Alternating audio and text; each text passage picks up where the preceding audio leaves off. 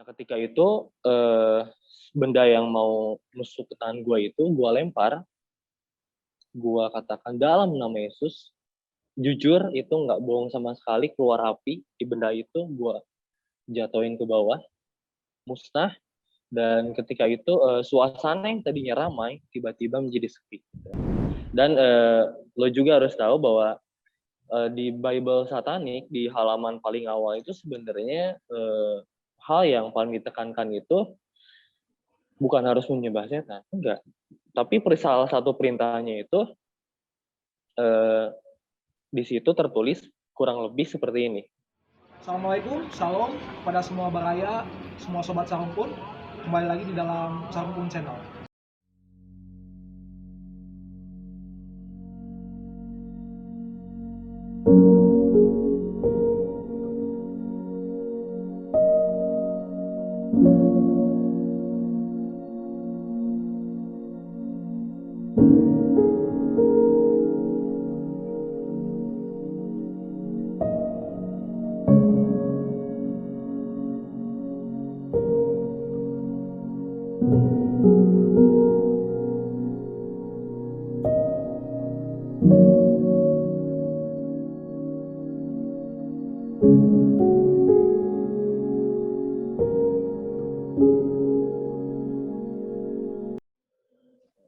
Salam, assalamualaikum warahmatullahi wabarakatuh. Kembali lagi di dalam Sarumpun Channel, atau sekarang sudah disebut Sarumpun Sabda ya. Sebagaimana sobat Sarumpun tahu, di sini kita akan membahas berbagai macam topik ya, utamanya tentang firman Tuhan dan berbagai kalangan, berbagai latar belakang. Satu rumpun tentu saja bisa dan sangat bisa untuk menyaksikan, menikmati konten ini. Bersama saya sudah ada Mas Jonathan ya panggilannya, atau Iya, Bang boleh Jonathan boleh, ya. Bang Oke. Jonathan boleh Ya, bebas. jadi beliau ini dari channel Kata Mas Jo ya, Kata Mas Jo TV, Kata Mas Jo TV ya. Benar ya? Jadi Iya, benar. apa namanya? Kami satu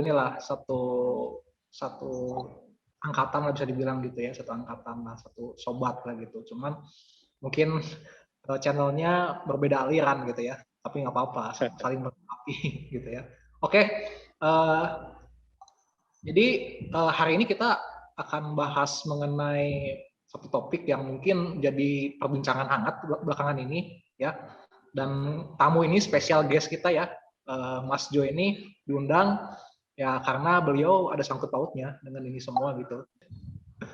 Ya, tapi sebenarnya tanpa diduga-duga gitu ya, kalau kita ngelihat setelan Mas Jo itu kan udah setelan stylish lah ya, keren, tapi sangat disayangkan nggak sesuai dengan topik gitu ya, karena topik kita sekarang yaitu adalah mengenai satanis ya.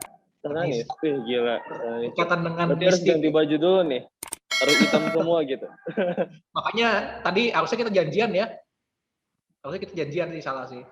Karena nggak nyambung Kita kan ini udah saya anak pakai Tuhan. baju kayak Maksudnya gue gini kan gitu. udah jadi anak Tuhan. Ngapain harus Oke, hitam-hitam oke. semua? Betul, udah masuk aja ya konteksnya kemana Ya. aja gitu.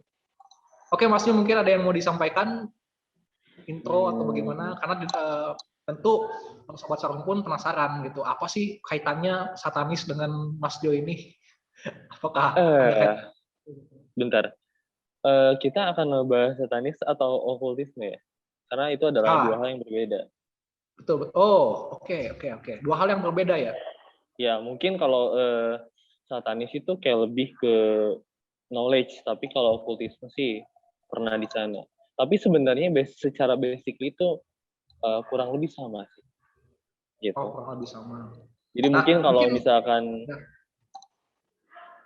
ya kalau misalkan gua mau misalkan mengenali nih sama subscribernya Sarangpun Channel ya, atau Sarangpun apa sih? Sarangpun Sabda ya? Sarangpun Sabda ya. Oke, jadi nama gue Jonathan ya, dan gue salah satu temennya dari yang punya channel Sarangpun Sabda, dan di sini juga gue diminta untuk ya kita kayak ngobrol-ngobrol tentang pengalaman gue terkait dengan kegelapan tentunya, dimana Ya mungkin saat-saat ini banyak sekali yang menarik tentang hal itu. Cuman di sini gue mau ngasih tahu bahwa meskipun itu menarik, tetapi itu hanya sebatas edukasi aja, wawasan aja buat kita, bukan untuk dicoba, gitu ya. Jadi gue mau ngasih tahu itu aja. Ini cuma buat wawasan, bukan buat kita nyoba karena kita itu anak Tuhan. Itu aja sih pertanyaan dari gue. Oke. Tapi ini aman kan ya, Mas Jo ya? Harusnya aman. Aman ya, karena Harusnya Mas aman. Jo ada di mana nih?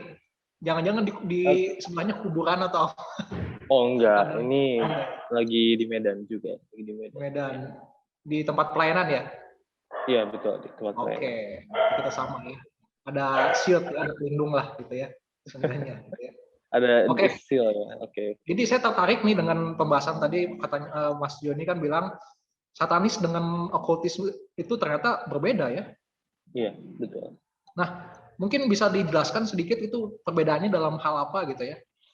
Mungkin Mas Jo bisa lebih.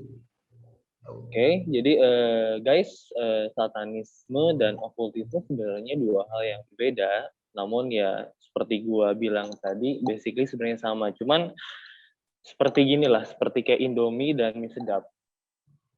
Berbeda merek kan, tetapi basically sebenarnya sama. Nah di sini gua akan coba ngejelasin nih, apa nih okultisme, gitu ya. Apa sih yang ngebedain okultisme sama satanisme? Ya sebenarnya sama-sama aja kan. Kegelapan juga gitu. Cuman yang ngebedain di sini adalah tingkatan level. Nah, di sini juga gue mau kasih tahu bahwa levelnya itu masih tertinggi satanis, bukan okultisme. Kayak misalkan contoh, kayak apa ya, kayak misalkan gini nih, okultisme tuh bisa dibilang juga teritori spirit. Nah, kebanyakan itu mempunyai atau terafiliasi dengan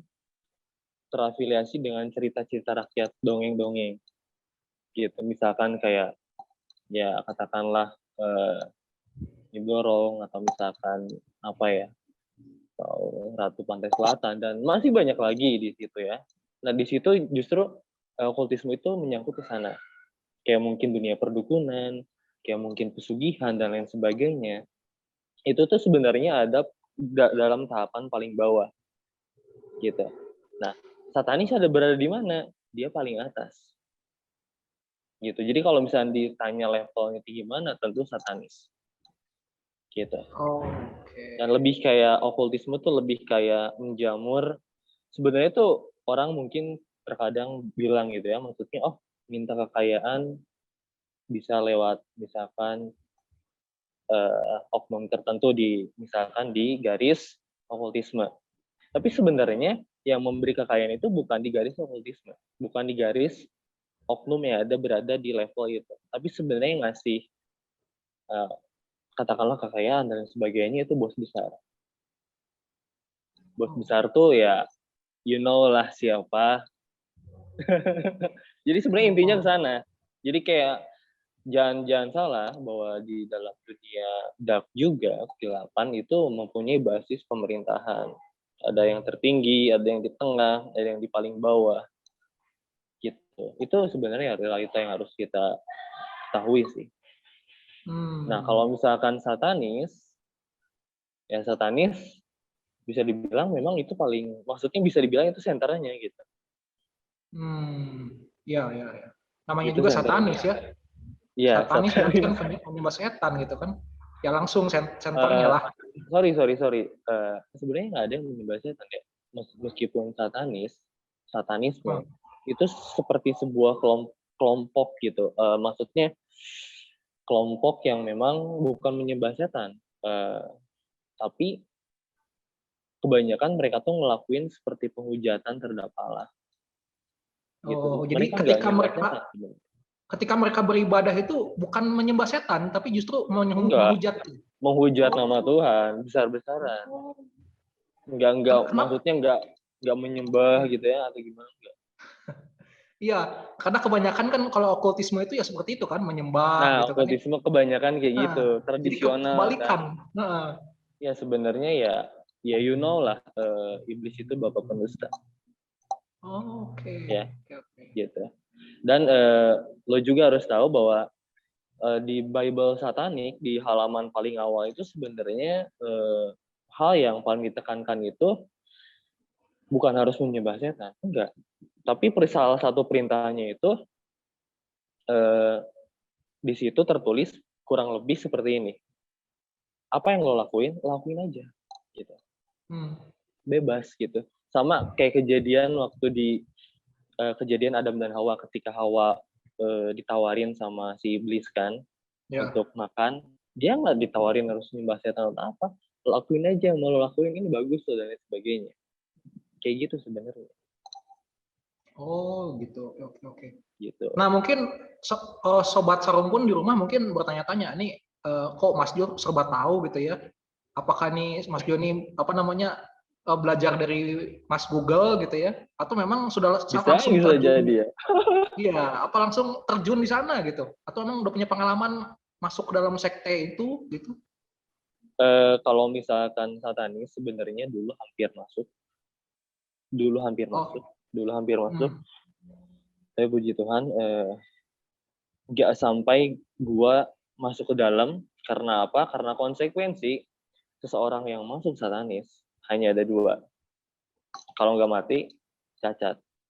Namun kenapa kayak Bang Mongol tuh, dia jenderal gereja setan se-Asia. Kenapa kok dia bisa selamat? Karena Tuhan. Karena Tuhan mau lewat peristiwa dalam hidupnya, Injil banyak disampaikan gitu. Gitu karena kita tahu bahwa kita tuh sebenarnya punya agenda besar dari Tuhan, dan setiap pengalaman pahit yang kita rasakan itu berpengaruh untuk pelayanan kita ke depan sebenarnya. Seperti itu. Jadi kalau misalkan okultisme juga ya itu jangan ditanya. Memang basically memang dulu ya ada dalam zona itu, ada dalam rel di sana gitu. Cuman ya puji Tuhannya sekarang kan yang sudah menjadi ya hamba Tuhan, ya itu semua karena kasih anugerah Tuhan. Seperti itu. Dan gue juga mau kasih tahu bahwa mereka ada sebenarnya. Mereka ada.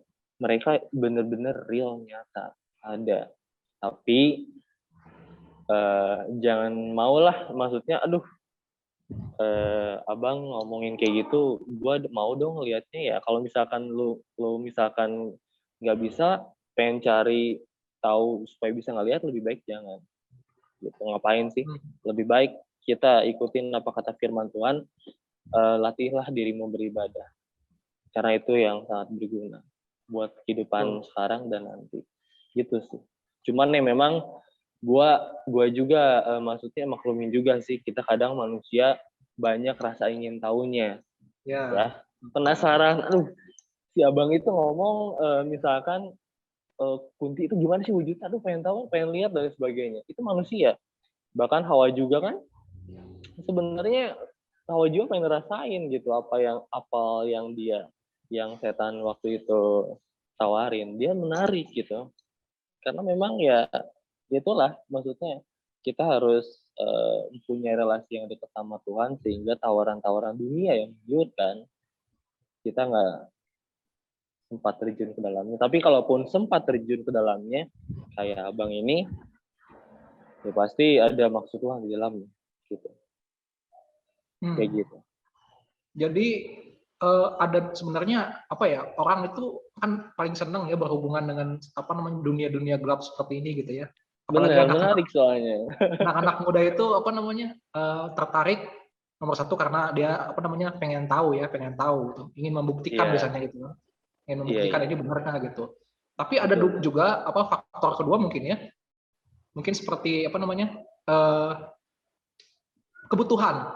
Bisa dibilang gitu ya, kebutuhan. Apakah itu mungkin secara baik dia mungkin materi gitu ya, atau mungkin spiritualitasnya gitu ya mungkin ya. Bisa juga ya. Cuman kalau gue mau nawarin gitu ya, maksudnya kan nggak boleh ya, maksudnya nyobain kayak gitu.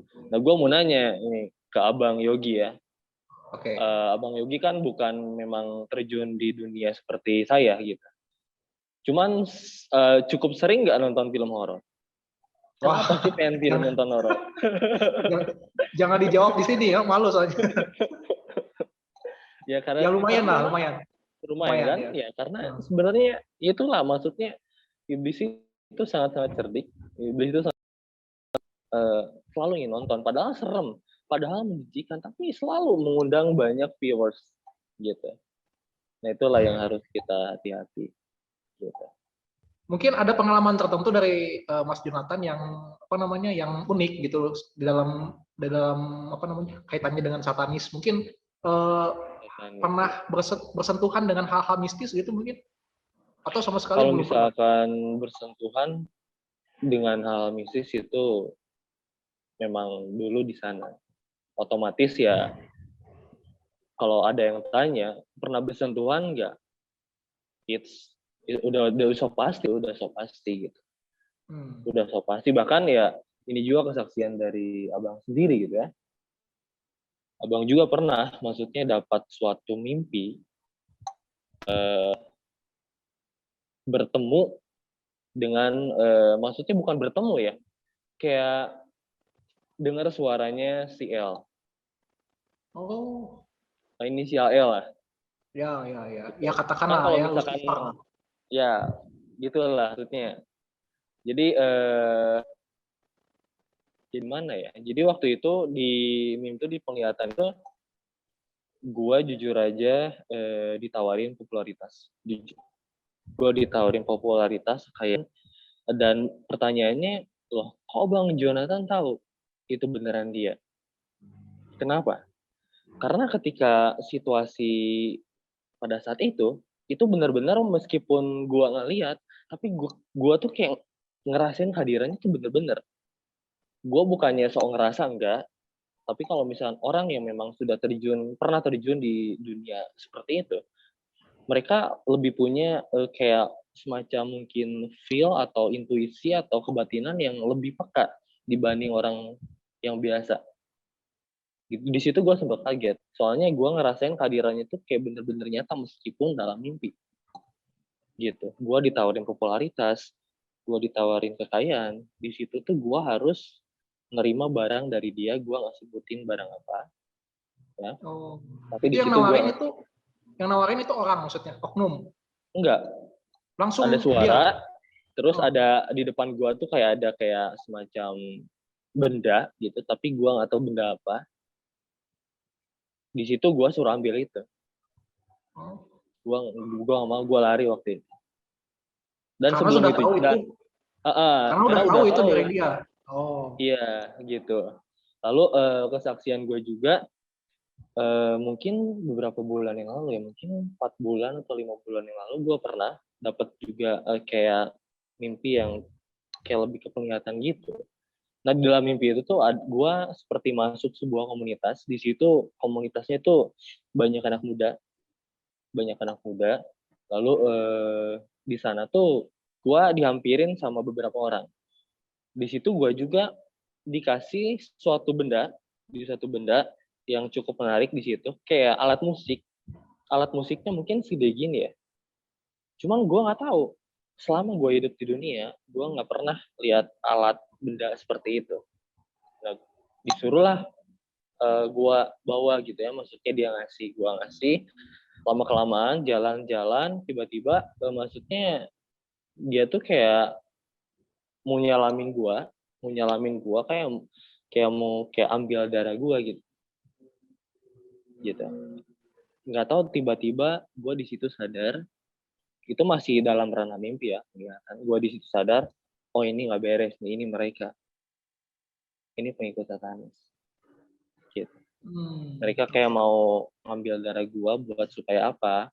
Karena kalau di satanis itu ada perjanjian darah supaya untuk join ke mereka, dan caranya juga mungkin teman-teman juga udah tahu sih, maksudnya di YouTube juga banyak, di Bang Mo juga ada bahwa ada cincin yang memang cincin pentagram atau cincin apapun itu yang memang nusuk ke tangan kita untuk ambil darah kita. Nantinya ya maksudnya dimantrain dan segala macam, kita pikirannya jadi ke sana terus. Nah ini terjadinya bukan secara physically teman-teman. Ini justru terjadinya secara mungkin roh ya, kayak lebih ke sana. Dan mungkin ya kalau gue ngerasa sih itu lebih dangerous ya, lebih dangerous. Kalau misalkan di physically kita lebih punya waspadanya tuh tinggi gitu. Tapi kalau di mimpi kan siapa yang sadar gitu. Dan gua bersyukur banget bukan karena kuat dan gagah gua ketika itu, kenapa gua bisa sadar karena Roh Kudus. Karena Roh Kudus yang senantiasa melindungi gua ketika itu. Itu nah ketika itu benda yang mau nusuk ke tangan gua itu gua lempar, gua katakan dalam nama Yesus, jujur itu nggak bohong sama sekali, keluar api di benda itu, gua jatuhin ke bawah, musnah. Dan ketika itu suasana yang tadinya ramai tiba-tiba menjadi sepi. Ini benar ya? Ini benar Ini ya? benar, Bukan ini benar, ya, serius. kadang-kadang ini kan apa namanya? Ada yang orang tuh bilang, ini supaya gimmick aja nih supaya. Enggak serius, gua serius. Oh enggak ya, serius Gua ya. ngalamin kondisi itu. Sampai gitu ya? Sampai gitu. Gua juga cerita ke beberapa teman gua tentang hal ini. Mereka juga berpendapat bahwa mungkin ya kemungkinan ya maksudnya lu gimana ya? Lu ditandain atau gimana supaya mungkin enter ke mereka. Tapi ya puji Tuhan karena kasih Tuhan yang begitu besar, gua nggak sampai terjerumus ke sana. Gitu. Tuhan kalau gitu ya. Pertolongan Tuhan luar biasa ya. Ya itu itu benar-benar luar biasa. Gua ngeliat banget ketika gua ngucapin dalam nama Tuhan Yesus Kristus, si benda yang gua mau banting ke bawah itu keluar api loh. Kayak terbakar gitu aja. Pas gua jatuhin ke bawah, udah yang suasananya jadi ramai, maksudnya bagus, tiba-tiba ya udah kayak jadi tempat dark aja gitu. Kayak suatu manipulasi kamuflase gitu. Sebenarnya itu tempat jelek, tapi bisa dibagusin. Tapi ketika kita lawan puasa itu, ternyata tempatnya jelek gitu. Itulah pinternya kamuflase. Makanya iblis kan bapak pendusta ya, nggak ada yang benar. Ya. Untungnya waktu itu lu nggak sampai terjerat ke situ lah ya, gitu ya, nggak sampai terjerat masuk ke dalam. Nah yang jadi masalah mungkin kalau terjerat masuk ke dalam itu benar nggak sih katanya itu keluarnya itu kita susah gitu, bahkan ada kemungkinan kita nggak bisa keluar dengan hidup-hidup gitu istilahnya gitu ya. Gini bro, gini ya. Jadi saran gua gitu ya, ini mau nerima mau enggak juga bebas gitu. Maksudnya lebih baik lebih baik kalau misalkan lu masih suam-suam buku, lu masih setengah-setengah hidup dalam Tuhan, dan endingnya juga lu tahu bahwa dalam firman Tuhan lu akan dimuntahin. Ngapain masih ke gereja? Ngapain masih ikut-ikutan setengah-setengah dalam Tuhan? Mending aja keluar. Kalau misalnya lu kaya ya udah, mau jalur romantisme silakan, silakan.